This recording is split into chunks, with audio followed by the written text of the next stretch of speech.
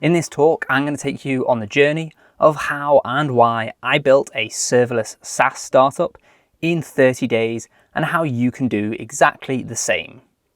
I'm Sam and I've been working 100% serverlessly for over 5 years now. I run Complete Coding, which is a YouTube channel teaching people to become serverless developers, and now we even have a full serverless masterclass course which takes you from novice to being able to apply for serverless jobs. I've always had an entrepreneurial side, and over time I've tried building startups and have honestly generated quite a nice list of failed startups. They tend to always be the same. I start building something thinking this is an amazing product. I spend evenings and weekends for months working away at it. Eventually, I get to the point where I'm ready to launch and then nothing. Sometimes I get a few free users, but I never manage to build something that people are willing to pay for. Spending all of that time and effort for no real reward is incredibly frustrating and painful. So I decided that next time would be different. I took a leaf out of Peter Level's book. He gave himself 30 days to test a startup idea from scratch and did one a month, resulting in 12 startups in 12 months. I still have consulting clients and a YouTube channel to run, so I decided to modify this a little bit. I kept the 30-day limit, but I decided only to do it 4 months throughout the year. If I can get a paying user in 30 days, then it's a good idea, but if I can't get a paying user, the idea wasn't an idea that's ever going to become a valuable company, and I would move on. Luckily for me, the first 30-day challenge went basically as well as I could have hoped, getting over 300 users in that month and generating $140 of income. And a month later, it hasn't all crashed and burned, and we're still doing over $120 in monthly recurring revenue. There were two things that I really think helped make this a success, and I'll talk about those a little bit more at the end. So the key challenges for me and for getting paying users in those 30 days come down to basically 3 things. So keeping it simple enough that I don't end up with a massive architecture where I'm going to spend all of the 30 days building it and then have no time to actually give users access to it, get some real feedback, and actually spend time marketing it. The second is finding a problem that is actually painful enough that people want to pay to solve that pain. This is something that I haven't done a great job of in the past, so this is definitely going to be a focus for this one. And thirdly, I'm not a marketer. I am a developer through and through, so building the tech is going to be the least of my problems. It's going to be about learning how I can try to get my ideas and my products in front of as many people as possible. There are loads of ways to find a customer pain point, but for this challenge, it kind of came by accident. So I was scrolling through LinkedIn one day and I saw one of my favorite creators, Luke Matthews, and he was talking about how he would grow on LinkedIn if he was starting again. So number 3 was to engage on the posts from 5 or 10 creators from your niche. And I was like, that kind of seems obvious. When you comment on other people's posts, then that audience of 83,000 people that you might be seeing from their following will see you. They might either directly subscribe or follow you, which is amazing, but they might also just like your comment. And LinkedIn will actually then show some of your posts to them, even though they're not following you, because they've liked one of your comments recently. So this is a great way. So why isn't everyone doing loads of comments? And this second post came up from Mirko talking about his normal LinkedIn schedule. And this is what he does on LinkedIn every day.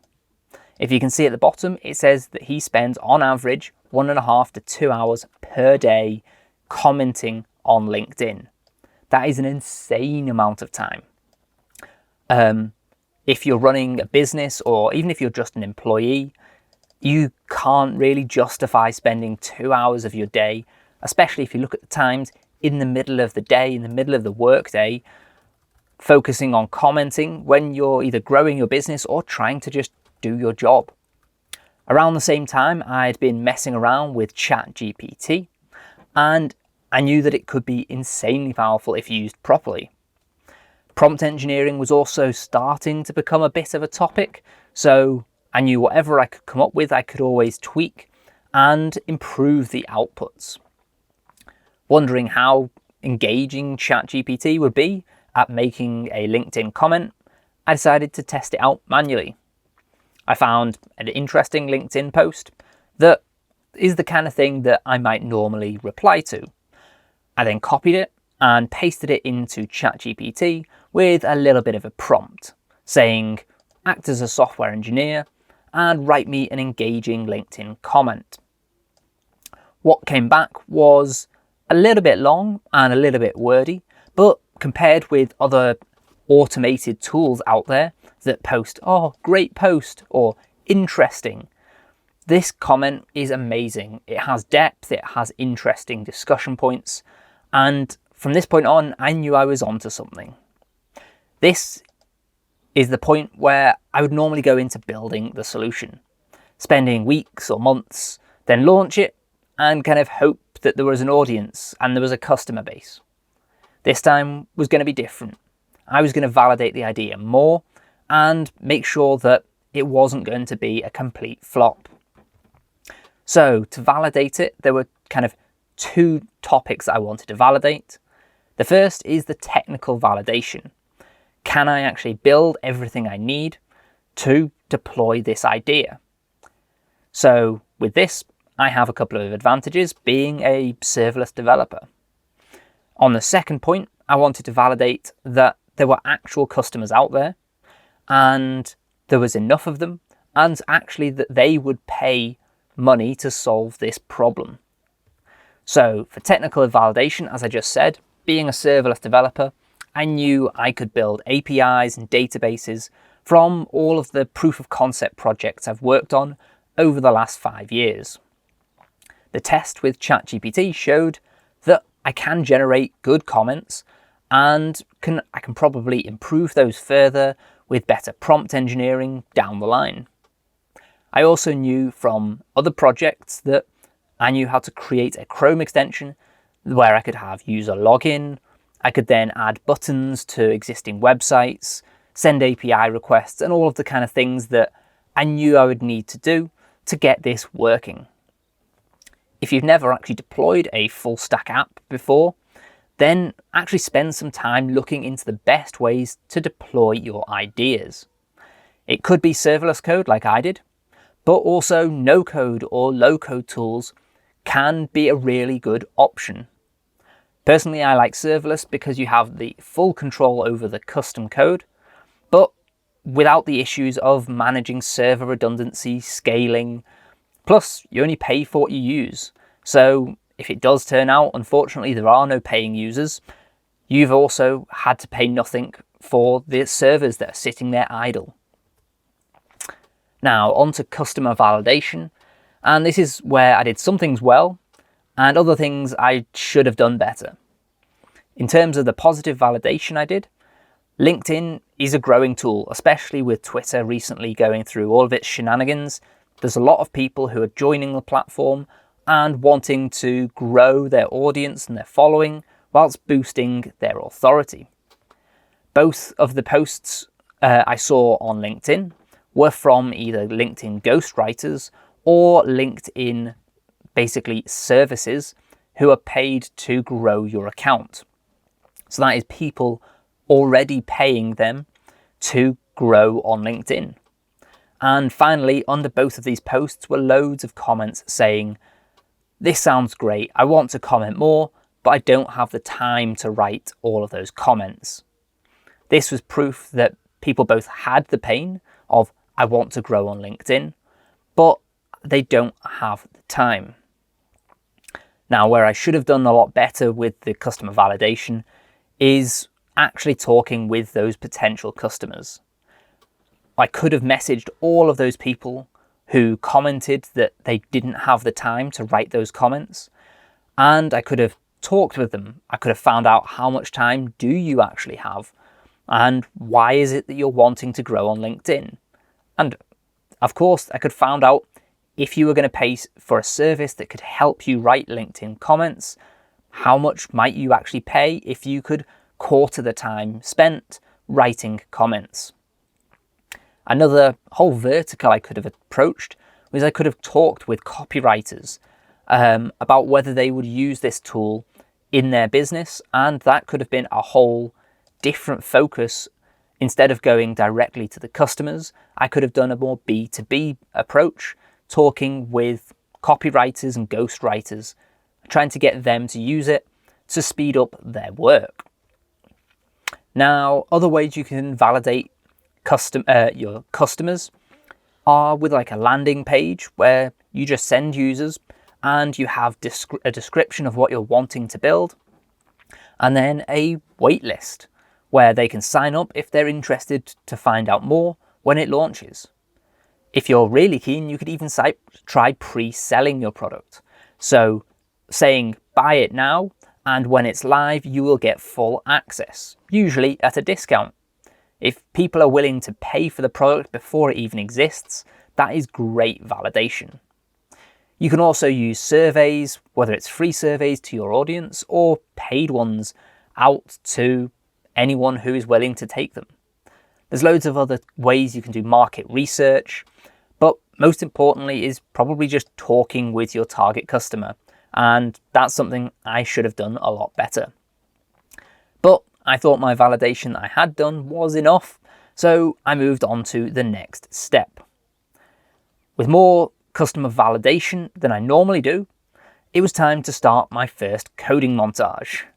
I spent a few days focusing on the MVP, the minimum viable product, and I prefer the name minimal viable product because you still need to provide some value to your users, because if you're not valuable to their users, why would they use it? Why would they pay? So for me, that was a Chrome extension that adds a button just like this to the LinkedIn comments section. Whenever you click it, it reads the text from the post, sends that to the API, which generates the comment, sends it back and types it into the comment section. One thing I didn't want to do is be a completely automated solution. I didn't want people clicking one button to comment on the top 10 posts, because partly I think that would get them blocked from LinkedIn, because LinkedIn doesn't like you, even if you are manually doing it, going through and sending loads and loads of comments in really, really quick succession. But also I wanted the users to basically add their personality to the comments.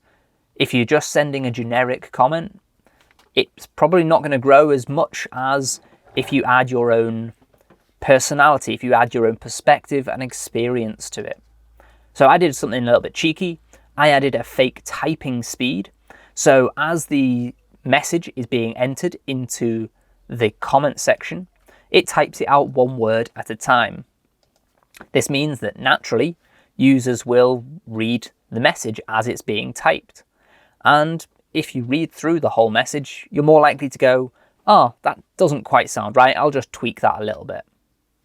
So with all in all, that took about 3 days to get the Chrome extension, as well as all of the APIs working. And before I went any further, I did something that turned out to be super useful later on in the month. I recorded a quick demo of the extension, generating a comment, and posted the video on LinkedIn. That post now has over 17,000 views and 52 comments, which was great exposure. Those comments were a mix of supporting the idea and asking, can they get access to it? But also some absolute hatred for the idea. As you can see, I was told to burn it with fire, and I honestly can't remember the last time I was told I need to repent for something. But To capitalize on this notoriety, I quickly created a landing page using just a website builder that had a waitlist sign-up form on. I continued to post updates on LinkedIn and then carried on building out features like a user sign-up and login, usage monitoring, as well as making some tweaks to the Chrome extension. By the time I was ready to do the beta launch, I had 25 users on the waitlist who were wanting to try out the product. So for the beta launch, I sent out the email to everyone on the waitlist telling them they could install the Chrome extension and try out the tool. Straight away, I started getting feedback, and this is kind of really why I wanted to get people using it as soon as possible. Some of the feedback was really good, and some of it was bugs, and having that interaction with the users, being able to ask them more questions, was super valuable. So at this point, I had kind of two tasks. So handling the feedback, whether it was bugs or features that I thought, yes, that's a great feature, I need that before V1. There were some other features which were like, that's a great feature, but I can't quite get it done before the MVP is launched. And some ideas I thought didn't really match what I wanted to make the product, as quite a few people did say, oh, can you not just completely automate everything? Which kind of goes against what I was trying to achieve. I also wanted to get V1 ready, and for that I needed two real things. A proper website with a landing page, sign-up flow, and account page. But also I wanted to have subscriptions so that people could actually pay for the product. For the website, I did consider trying to build it from scratch, but then I remembered I've only got 30 days for this whole challenge, and my CSS isn't the hottest, so I could have spent the whole 30 days just building a fancy, attractive looking website. Instead, I bought myself a React website template, customized the CSS, and added a bit of my own copy, and published it. And this is the website I ended up with. It won't win any awards for design, but it clearly demonstrates what my product can do, and I don't think it looks awful. So when you've got 30 days, getting 80% of the way there with 20% of the time and effort is a trade-off that I'm definitely willing to make. And if in the future this ends up earning thousands and thousands of dollars a month, I can then pay a proper designer to come in and make a really, really well-styled website. But for now, this is more than good enough. Now, for payments on a project like this, I'd just always go to Stripe. If you don't want to have the risk of handling your own card details, and Stripe is the quickest and easiest payment provider to get set up with. I did have to build a custom subscription integration using their webhooks because of the way that my usage worked. Deploying and securing the webhook APIs and the database that I needed for this with a few minutes using serverless, but then I had to just tweak all of the business logic around when you get this event, make this change to the database, and that did take a couple of days. If you've never done a Stripe integration and you are wanting to do one, I would start with a one-off payment because they're much simpler to do. You can also usually find website builders that have either Stripe or other payment providers integrated into it, so you never have to think about it. You just copy across your Stripe API key, and all of the payments are handled for you, upgrades, downgrades, everything, which is also really nice. So 17 days after I started, I was ready to launch my full app. Over the last 2 weeks, I'd continued to post progress updates on LinkedIn and had 69 people on the waitlist. I sent out the launch email, posted about it on LinkedIn, and kind of just waited. Over the next few days, I did continue to work on the app. I was fixing any bugs that either beta testers or even some new free users found, and also adding new features, like being able to change the tone of voice, which was basically the first feature I wanted to add after V1, as it was direct feedback from the beta testers. This allows you to basically change the tone and the way that ChatGPT generates the LinkedIn comment to give it a bit of variety. I was also reaching out to LinkedIn creators who I thought would be interested in the tool and might actually post about it. Anything to get the tool in front of more users. So after 3 days, I had over 100 free users, but still no one had upgraded to a paid membership. I was beginning to think it was going to be another one of those ideas that people say they love and will use for free all day, but would never actually pay for. Then one night, I was lying in bed and I got a bit of a notification. LinkedIn Power Tools, you've just received your first payment. I was so excited. I was officially a SaaS founder. With this new wave of excitement, I spent the next 2 weeks writing LinkedIn posts, trying to reach out to more influencers, and adding more features. For me, one of the biggest features was being able to customize the tone of voice on each and every comment, even adding a question or a quote. This was massive as I was finding the normal comments were good, like far better than any other tool out there, but they didn't really continue the conversation very well. And sometimes they got a response, but often they just didn't. And getting a response from the original poster is a really good way of both building your relationship with that content creator, but also a conversation shows value, and therefore more of their users and their followers are likely to check you out. Now, just adding a single quote or a question to the comment seemed to massively increase the engagement that those comments got, both in the number of likes, but also in the amount of replies from both the original poster, but also other people inside their network. Having conversations with creators increases the chances that their followers will check you out. And as you can see here on the left, I ended up chatting with people who are on the Forbes 30 under 30 list, which is really cool. For the rest of the month, I focused on features and marketing.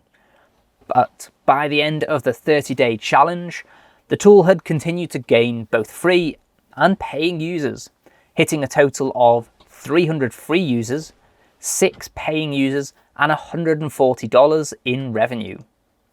When you think that the tool had only been live for actually 13 days, that's pretty good, and I consider this challenge a massive success.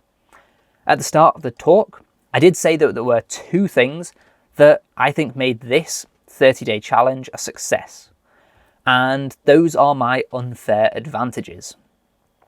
The first one is that I am a serverless developer, and I have built countless numbers of proof of concepts and MVP apps, both for myself, for the companies I've worked for, and also for clients.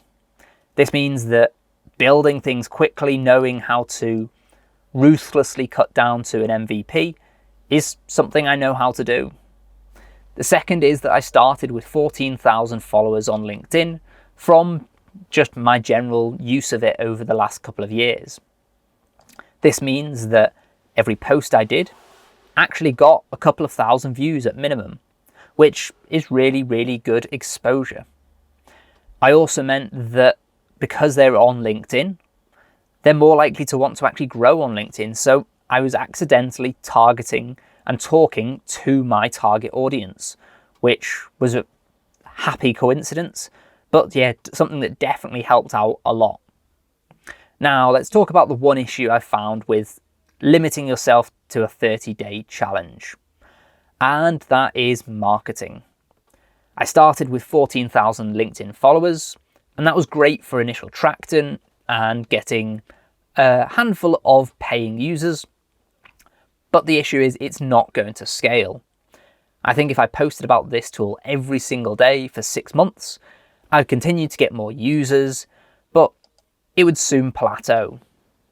To really grow this product and grow it into something where I could survive on the income, I would need to find a more scalable marketing method.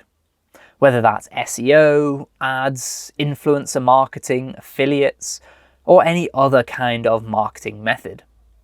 But trying to build and launch this tool in 30 days meant I didn't really have any time to try any of these.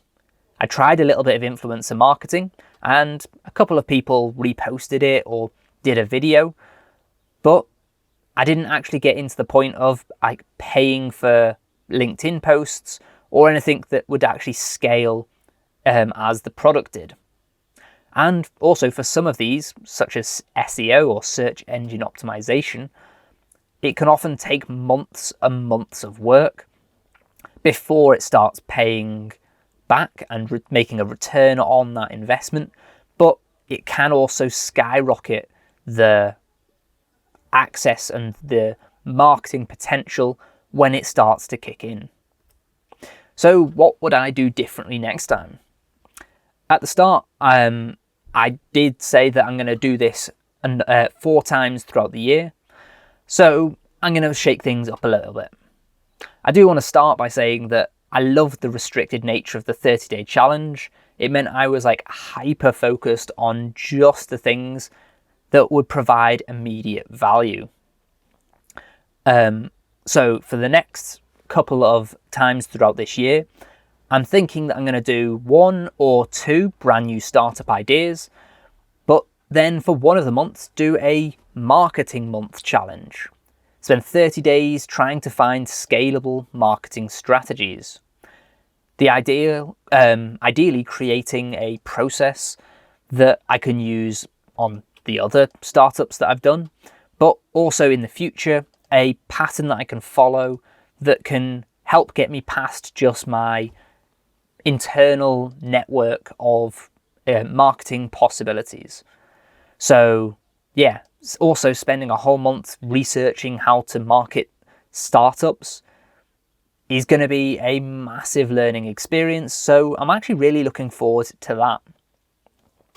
Beyond that, I definitely would make sure to speak to more customers as part of the validation process.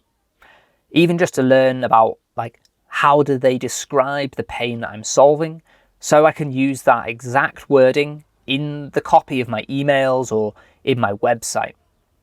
I'd also really like to do a business to business kind of business model, because the business to customer, which is kind of what this was, is good, but charging $30 a month means that you require huge numbers of users to actually become a valuable business and something that I could live off. Now, what can you learn from this if you want to try this yourself? You basically need to find your unfair advantages and make the most of them. So you might say that, oh, I don't use LinkedIn, so I have no advantage. But are you prolific on Reddit or on Twitter? If you are, then use those platforms to share your tool, to get feedback from users, and also just talk about your progress. Now, have you also got experience in an industry? It could be anything. It doesn't have to be a specific tech industry. It could be nursing, it could be hospitality, it could be painting. For all I know, you'll be able to have an understanding of that sector. You'll know where the ideas for solving really painful problems are, and you'll know the language that you're going to use, so you'll be able to communicate in a more cohesive way with them. And also, you'll probably know quite a lot of people in the industry if you've got a couple of years of experience. This means you can go to them as someone who already knows them, and this is a great way to get some validation. And you never know, they could end up becoming your first couple of customers. Now, the second is that you really need to focus on the minimum viable product. And I think you need to be really ruthless with this. Cut away anything that isn't directly solving the pain point of your customer. If things go well and you end up getting a load of users, then you can add cool features or extras later. But if your problem doesn't actually solve the main pain point really well, it's going to be hard to sell it. Even if you're a developer, maybe have a look at using a low-code tool, because this can save you a massive amount of time versus if you code everything yourself. And this is something I might actually try in some of my future 30-day challenges, because it's better to launch something that is a little bit imperfect, but to then start getting real user feedback as soon as possible, than spend the whole time making sure it's absolutely perfect, launching the idea, and finding out that it's a bit of a dud. So that's my talk, and I really hope you've enjoyed it, and seeing how really focusing on solving just one pain point, you can achieve more than spending like 6 months on an idea you think might work, and how I've managed to do this just using the serverless framework and serverless architecture on AWS. If you want to learn more about serverless and how it can help you build systems insanely fast, then maybe subscribe to the Complete Coding YouTube channel, where we regularly put out videos on serverless, as well as a load of serverless tutorials on how to build specific features. Now, if you're more interested in the exact architecture I used to build this whole app, then I've actually put a PDF together where you can download and see the full architecture and actually see how simple it can be with serverless. So that is serverlessmasterclass.com/SaaS-architecture. And finally, if you do use LinkedIn and you're serious about growing an audience there, then you can try out LinkedIn Power Tools and see how much time you can save when you're commenting and growing your connections with bigger influencers.